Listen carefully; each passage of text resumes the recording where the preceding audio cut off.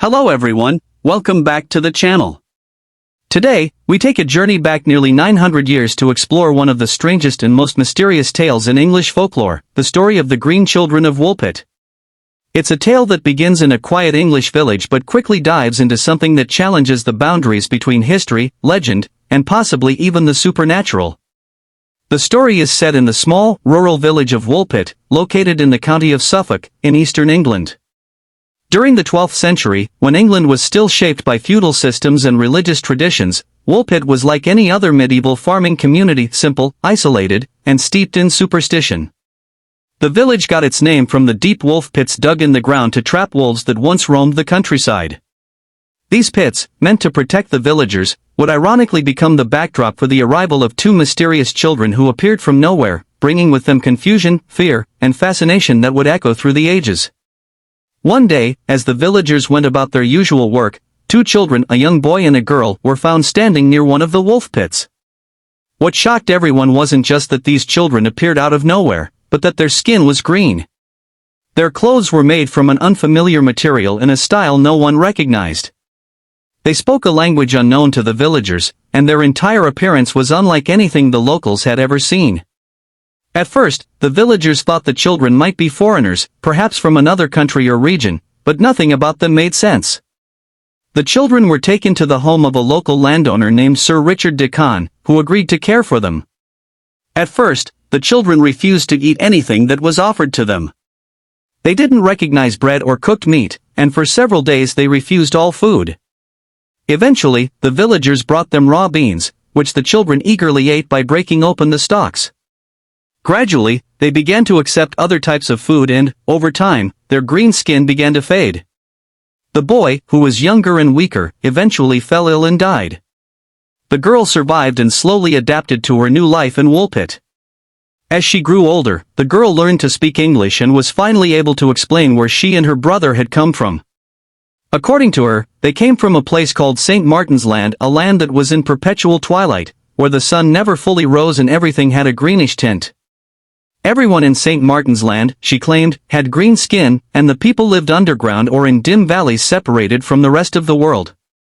She said that she and her brother were tending to their father's flock when they heard a loud noise, like bells, and then suddenly found themselves in the wolf pit. They had no idea how they got there or how to return home.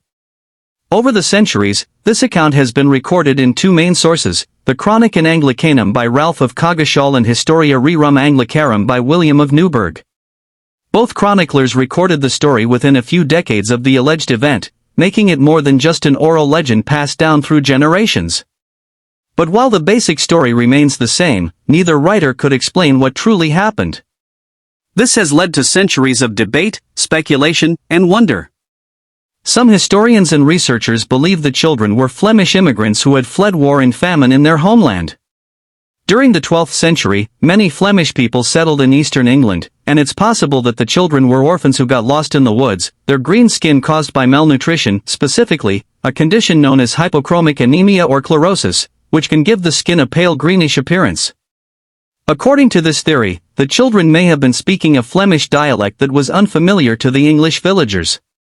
Another theory suggests that the children may have been suffering from arsenic poisoning or had eaten toxic plants, which could have temporarily discolored their skin and caused confusion or memory loss. While this theory tries to explain the physical symptoms, it still fails to account for the children's strange clothing and language, not to mention their claims of coming from a twilight land. Of course, there are more fantastical interpretations as well. Some believe that the children were not from Earth at all.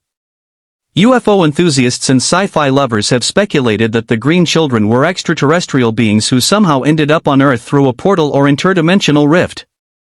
Others think they may have come from a parallel universe, a theory that gained popularity in the 20th century as ideas about multiverses and alternate dimensions became part of mainstream science fiction. The idea of an underground or hidden civilization has also inspired writers and filmmakers to imagine lost worlds beneath our feet. Despite all the theories, what makes the story so powerful is the fact that it can't be easily explained or dismissed. The account was written down by two different historians who were known for being skeptical and factual. They didn't present the story as a fairy tale or myth, but as something genuinely mysterious that defied explanation. And because of that, It continues to capture the imagination of readers and researchers alike. The mystery of the Green Children of Woolpit also reflects deeper questions about how we respond to the unknown. The villagers, rather than treating the children with hostility or fear, showed them kindness and care. This compassion allowed the girl to survive and eventually share her story. It's a reminder that even in times when the world was ruled by superstition and fear, empathy could still thrive.